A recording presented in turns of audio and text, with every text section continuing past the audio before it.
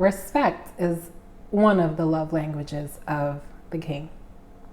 He is big on being the only God in your life, okay? Being the one true God in your life, okay? Showing respect, showing admiration, that we are constantly coming into his presence with praise and thanksgiving flowing from our mouths, okay? Just being so grateful and appreciative for who he is, not just what he's doing, not what he's done, but literally who he is, who his spirit is in our lives, the work he's doing in us as believers, as children. He is big on receiving the praise and admiration and being distinguished as the king on the throne of our hearts, my dear. It is so important that you understand how much men value being respected. Which is why so many prominent men in the Bible were so many prominent men in the Bible, prominent male characters, were highly respected, highly valued, okay? Admired, praised, revered highly, okay? What does it mean to show respect? To respect someone is to think of them highly, is to think of them in not a puffed up, okay, like higher than thou sort of way. It's to think of them as, wow, you are truly worthy of respect because you're admirable, okay? You are consistent, you are trustworthy, you're honest, okay? You have standards and morals, and you are a high character person, okay?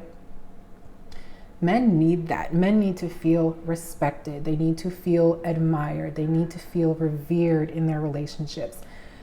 Apart from even feeling needed, you know what I mean? Like, we all want to feel needed in our relationships, but a man who is respected, he ain't going nowhere. Even in the context of a job, okay? Let's just say a job, or in his industry. If a man is respected in his industry, in whatever craft the Lord has told him to dedicate his life to, okay? If he is respected in his family as the head of the home, if he is respected in his marriage as the leader, the servant leader after God's own heart, man, you are dealing with a very fulfilled man, okay? Of course, there are other things that men need in relationships, but in terms of like piercing through his heart, we are absolutely speaking of respect, okay? Which is why this is a really big component in the kingdom. Because if we don't respect God enough to follow his instructions and directions like the first time given, then we do not love him. It's simple. Unfortunately, it's that simple. If you do not respect God enough to obey his instructions, to follow his directions, to go immediately when he says go, or to wait when he says wait patiently when he says wait, you do not love him. You do not love the God that you serve. And that's sad. That's just really sad. It's sad because we are on a journey to becoming women of extraordinary faith, okay? We don't put our faith in ourselves, we put our faith in our Heavenly Father. And if we do not respect him enough to give him our unwavering devotion and service and submission, then we do not truly love him, my dear. And that is not something God is going to play around with, okay? He is a very jealous God. He is the King of Kings and the Lord of Lords. And if he is not given that distinguished position in your life, you have not, like, he has nothing. He doesn't have your heart, okay? And that same attitude and that same mindset transfers to relationships. If a man does not feel respected in his own home, in his relationship, in his family, with your family, like with in-laws, you may be in danger of losing that man, okay? We're speaking of in the future, when we're talking about our future husbands. If you are currently in a relationship looking to improve upon it, respect is the first area that I would absolutely recommend that you target in your relationship. Am I respecting my man? My king. I don't even like the term my man. Am I respecting my king, okay? And respect goes both ways. Of course it does. But men need that in a relationship, and it's interpreted a little bit differently for women, okay? How are you showing respect to your king? Do you praise his efforts? Literally, simple as that. Do you praise his efforts? Not even his accomplishments, okay? Do you just praise the fact that he tried? Do you notice the small things, okay? Whereas women thrive on appreciation and affection, Men thrive on you praising them, building them up, okay? Recognizing their efforts, recognizing their accomplishments, celebrating them, okay? People want to feel celebrated. They want to feel valued and cherished in their relationships. Are you constantly being negative? Are you constantly talking down to him? My goodness, the language, the words that you use with this man, with your king, okay? Are you choosing your words wisely when you speak not only of him, but speak to him? It really goes beyond the home life where you are speaking to him, but how do you speak about him to other people? I think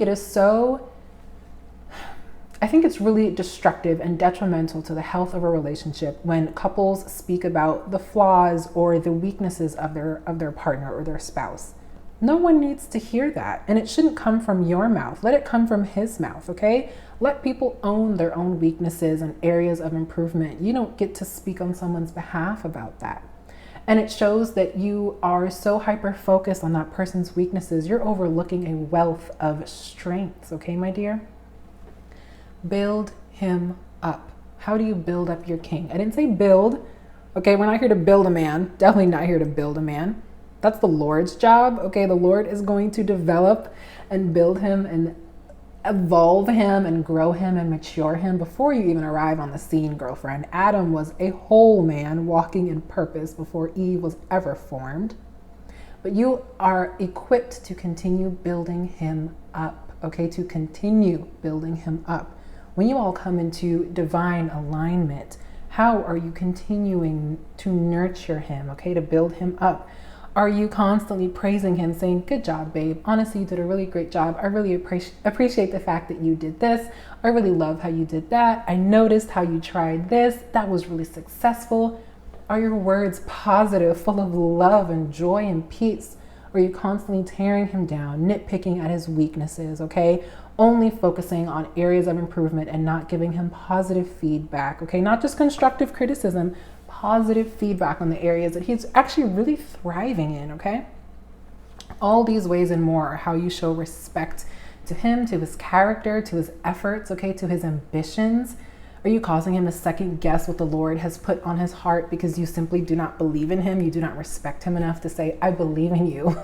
I believe in you. I believe in what you're doing. I believe that what you're doing is noble. I submit to you. I submit to this mission that the Lord has called us both to. And I am ready and willing to show up as your divine rib, your divine helpmeet to help you carry out this mission, carry out this vision, bring this vision to fruition. My dear, it is so important that you all understand how to continue to speak to the king in your husband, okay? You got to speak to the king inside of him. And that is all part of the umbrella of respect and admiration, okay?